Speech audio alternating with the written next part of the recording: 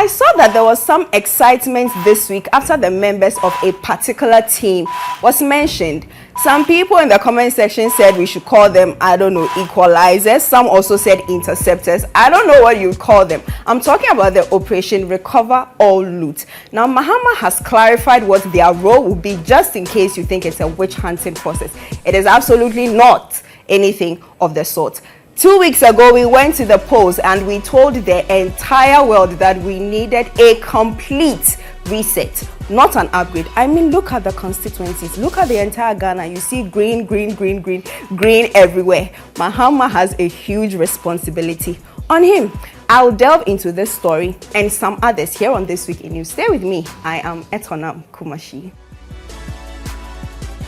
Let's start with the story Operation Recover or Loot. Now, some people thought this is going to essentially be some form of agenda where if you've done something in the country, you should be on some form of tenterhooks because someone is coming after you.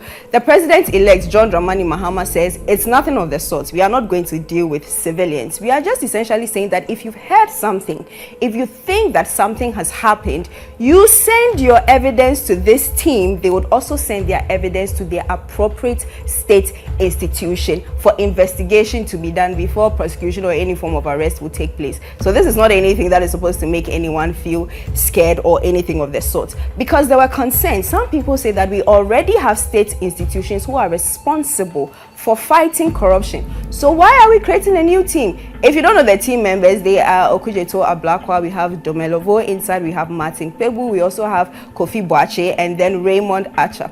Solid team if you ask me, but the most important thing, will they deliver on the mandate that has been given to them?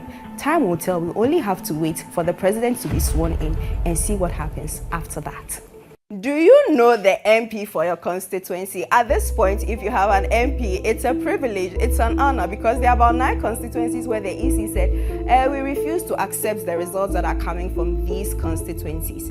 In the latest development, the Accra High Court has said that for Nsawam Adreju constituency and Ablekuma North, please, you guys should collate and declare the results so that we all know what is happening. The NDC decided to file a suit which has been dismissed. They were strongly against the re-coalition because, they seem to think that some of the constituencies which have been declared in favor of the MPP or which the MPP are contesting belong to them. So we'll have to wait for the court to tell us. Hopefully, we can get all these constituency issues resolved before January 7th.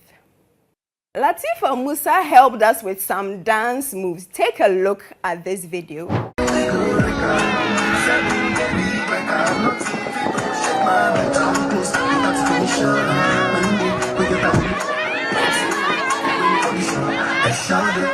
I think, respectfully, that I should pick a couple of dance tips from her. Well, this was in celebration of her, essentially being the most valuable personality after they played a game against Cote d'Ivoire, where Ghana, the maidens under 17, essentially scored 5 against Cote d'Ivoire. I think we should be hailing them more than we do the Black Stars. What do you think? Don't you think so?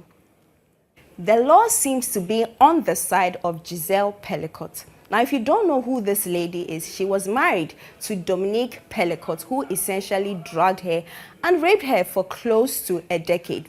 It is even more sad to know that he invited other men in the sexual abuse. He's been given 20 years imprisonment, and the other men have also been sentenced to prison. Was actually a bold move, given the fact that, she exposed herself. But she said that this was her way of showing support for people who have experienced things such as this sexual abuse, and she hopes that, the law can be dealt more harshly in the near future.